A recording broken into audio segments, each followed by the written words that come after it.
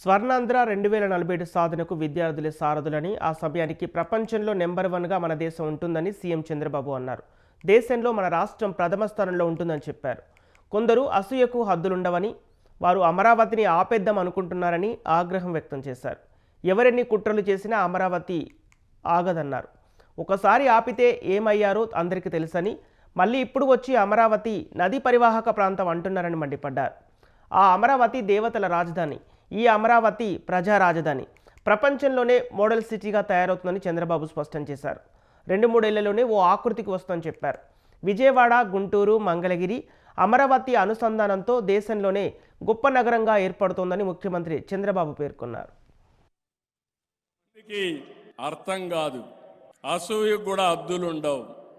చాలా మంది అనుకుంటున్నారు అమరావతిని ఆపేస్తామని. మొన్న ఆపారు, ఏమయ్యారో మీరే చూశారు. మళ్ళీ ఇప్పుడు వచ్చి అమరావతి నదీ పరివాహక ప్రాంతంలో ఉందని మాట్లాడుతున్నారు. విజయవాడ ఎక్కడుంది? కృష్ణా నది పైనే విజయవాడ ఉంది. రాజమండ్రి ఎక్కడుంది? విశాఖపట్నం ఎక్కడుంది? నెల్లూరు ఎక్కడుంది? చెన్నై ఎక్కడుంది? ఢిల్లీ ఎక్కడుంది? లేకపోతే లండన్ ఎక్కడుంది? ఎక్కడ నదులుంటే, ఎక్కడ నీరుంటే అక్కడ నాగరికత డెవలప్ అయింది తప్ప వేరే ప్రాంతంలో కాదు.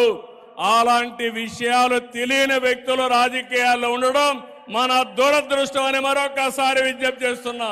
నేను ఒకటే సంకల్పం చేశాను, అమరావతి దేవతల రాజధాని, ఈ అమరావతి ప్రజా రాజధాని.